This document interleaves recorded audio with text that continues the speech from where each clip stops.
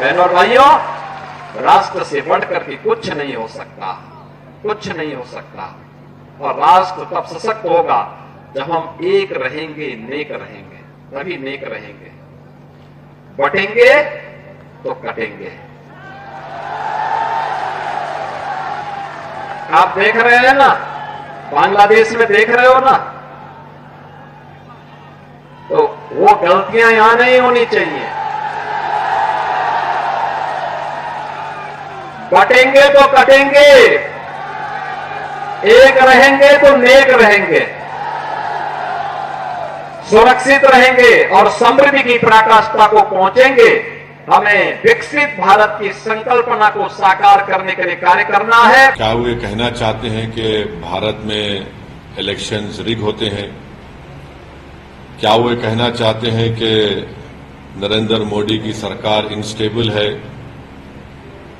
और भारत को बांग्लादेश से वो क्यों कंपेयर कर रहे हैं? और क्या वो ये कहना चाह रहे हैं कि भारत की जनता देश की वफादार ना रहे बल्कि मोदी की वफादार रहे? और अगर नहीं करेंगे तो जिस तरह शेख हसीना ने बांग्लादेश में मासूम लोगों पर गोलियां चलवाई, क्या वो गोलियां चलवाएंगे? अब वो बात करते हैं देश की यूनिटी के बारे में।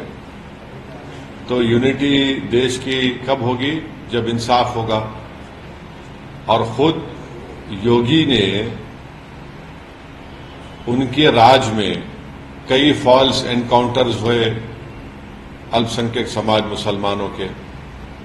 उनके राज में आज भी बुलडोजर के जरिए मुसलमानों के घरों को तोड़ दिया जाता है। तो और उन्हीं के राज में लोग बोलते हैं कि मुसलमानों का क्या जेनोसाइड, नरसंहार हो। वो खुद हेट स्पीच देते हैं मुसलमानों के बारे में। योगी ने खुद कहा था ठोक देंगे। तो जब वो खुद इस तरह की बातें करते हैं और देश की अखंडता और यूनिटी की बात जब वो करते हैं, तो उनके मुंह से जब इतने सब अनाप शनाप बातें निकलती हैं, तो फिर वो तो कुछ और ही बात कर रहे हैं। तो बांटेंगे तो कटेंगे। भाई आप ही तो बांट रहे हैं। कौन बांट रहा है? आप ही तो बांट रहे हैं। आप ही ने कहा था कि इस बाई इलेक्शन जो होने जा रहे हैं उसमें मुसलमान और यादव ऑफिसर्स नहीं होना चाहिए। तो ये सब बातें जो हैं ये इसलिए कर रहे हैं क्योंकि उनको नजर आ रहा है कि उन्हीं की पार्टी के लोग उनको हटाना चाहते हैं मुख्यमंत्री के पद से। तो शायद वो बीजेपी को कह रहे हैं कि बटेंगे तो कटेंगे। तो ये इनका इनसिक्योरिटी है, उनकी अनपॉपुलैरिटी है उत्तर प्रदेश में। और फिर वो भूल गए कि जब देश की अखंडता की बात कर रहे हैं तो जो डिफेंस की जमीन थी उन्होंने इंडस्ट्रियलिस्ट को दे दिया वहां पर। तो ये सब इनका रिकॉर्ड रहा है। तो इसलिए वो बौखलाहट का शिकार होकर अपनी हस्बे आदत सिर्फ मुसलमानों को निशाना बना रहे हैं अपनी हेट स्पीच के जरिए।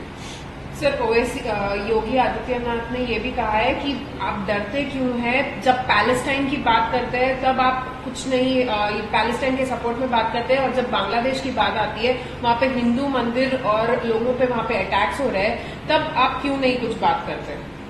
अगर उनके कान में कम सुनाई दे रहा है तो उनको एक ईएनटी स्पेशलिस्ट को दिखाकर कान में आला लगाना चाहिए योगी को।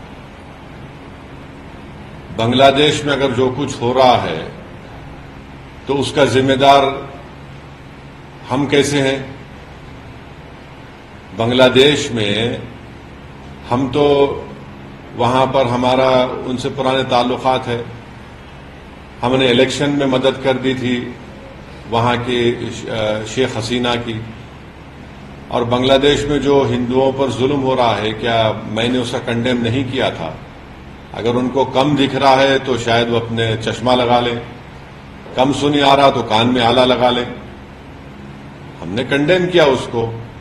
रहा सवाल पैलेस्टाइन का, तो पैलेस्टाइन के ताल्लुक से महात्मा गांधी ने क्या कहा था, पैलेस्टाइन के बारे में देश के प्रधानमंत्री ने क्या कहा था, पैलेस्टाइन के बारे में मौजूदा फॉरेन मिनिस्टर ने राज्यसभा में उठकर क्या कहा था, वो उसका देख लें।